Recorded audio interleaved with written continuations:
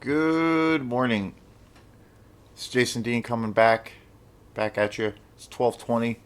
So today's show is yet another continuation of episode by episode for my favorite television show slash movie of all time, True Detective season 1.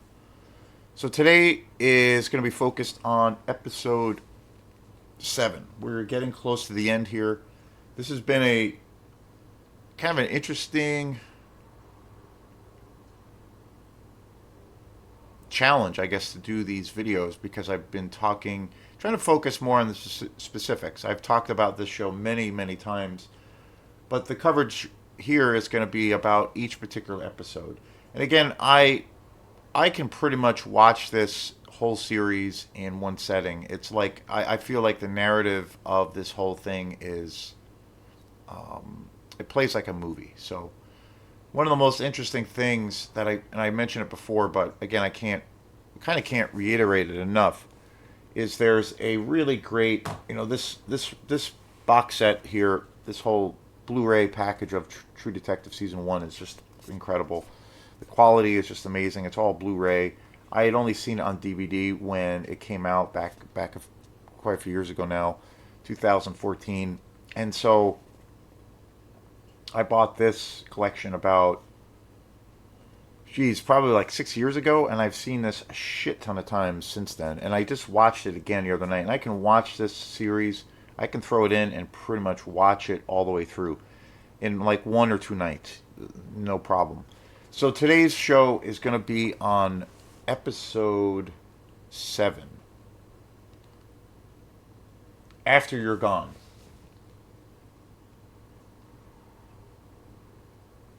Cole and Hart try to discover if a series of missing persons reports could be related to the Dora Lang murder and the Tuttle family.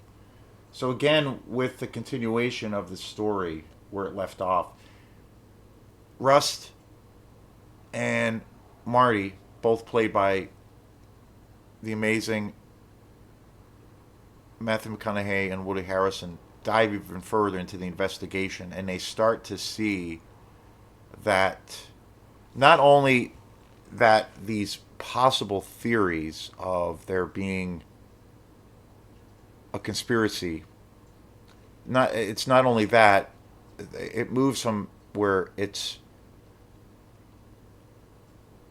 just possible theories to where it's starting to become reality, and we're starting to see that these murders now are being covered up by the police, particularly around the sheriff at the time of those crimes and the family, and that the Tuttle family is this long, is this family that is a huge family that's lived in New Orleans for many years, and there's generations, and that there's within that family there are these really dark and terrible secrets, and so we are really brought into the fold of now these at one point conspiracy ideas are now kind of more or less being proven to be true, and it's an incredible episode. The way that the way that Nick Pizzolatto, the writer, was able to kind of unravel this whole mystery at such a slow burn pace, and yet it's so riveting, is just just absolutely incredible.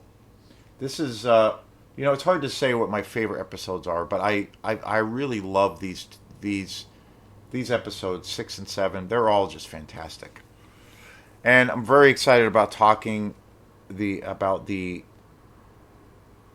stunning conclusion. So that's going to be coming up soon. But episode 7 is just stunning, and I love that there is this kind of realization that there is, there are that there is this grand conspiracy, and